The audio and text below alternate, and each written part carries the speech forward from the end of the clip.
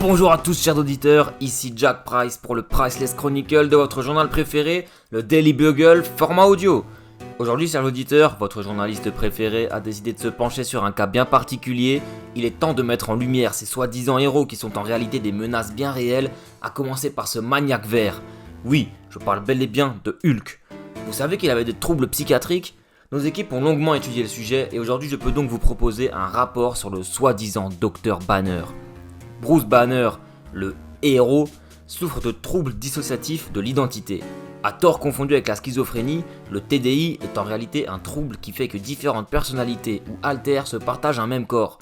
Ainsi, à tort, nous pensions tous naïvement que quand Banner était en colère, il se changeait en Behemoth vert. Mais en réalité, c'est l'instant de vulnérabilité que choisit une autre de ses personnalités pour sortir et prendre le contrôle du corps. Cette personnalité, c'est le Savage Hulk, que nous appellerons le Green Guy. Vous savez, celui que l'on pense être un héros mais qui ne sème que la destruction. Il possède l'intellect d'un enfant, il sait pas parler correctement, gneu gneu Hulk smash. Et à raison, cette personnalité est née de la frustration du petit Banner, un enfant battu par son diable de père. Toute cette colère emmagasinée en lui a donné naissance au Green Guy, et c'est aussi pour ça qu'il cherche constamment à être aimé. Ce qui prend pas avec nous, ah non. Plus il est en colère, plus le monstre sera fort, et vous pensez que ça s'arrête là, mais que nenni. Des témoignages vous indiquent que fut un temps, un Hulk gris, plus petit que le vert, se baladait en costard dans les casinos. Ha! Le Hulk gris se faisait appeler Joe Fixit. Il assumait au moins son identité, c'était un gangster. Plus faible que les autres Hulk, il possède cependant l'intelligence de Banner, mais avec une sournoiserie, une perversité et une arrogance qui lui est unique. Le point positif, c'est que ce vaurien ne pouvait sortir que la nuit. Fixit représente l'adolescence volée à Banner, un sale gosse en somme. Des infos récentes affirment que Banner aurait été approché et aurait fait preuve de la même friponnerie que Fixit. Il avait alors les yeux gris. Le Hulk gris ne serait alors plus un Hulk mais un autre Banner. De plus, il a été aperçu de jour, mais rien ne va plus. Le quatrième loustic dont nous allons parler est le plus étrange de tous. Déjà physiquement, il est très grand et massif, mais il a aussi une étrange tête, presque humaine. Il s'agit du Hulk fusionné. Une personnalité qui est la fusion des personnalités de Banner, Fixit et du Green Guy. Mais comment c'est possible ça ? Surtout que les trois autres existaient encore à ce moment-là. Le professeur Hulk, comme il se faisait appeler, était aussi fort que le Green Guy, aussi intelligent que Banner et aussi malin que Fixit. Le Hulk parfait en somme. J'ai pas trop de critiques à lui faire puisqu'il était réellement un bon Hulk, mais ça fait bien longtemps qu'on ne l'a pas revu lui.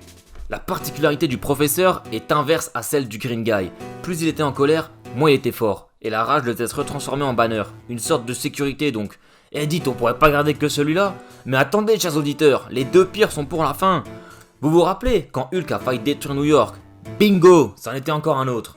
Une source qui tient à rester anonyme nous apprend que Hulk a fait un séjour dans l'espace sur la planète Sakaar, et puis quoi encore ? Là-bas, un local lui a enseigné une technique de méditation qui pouvait le plonger dans une rage extrême.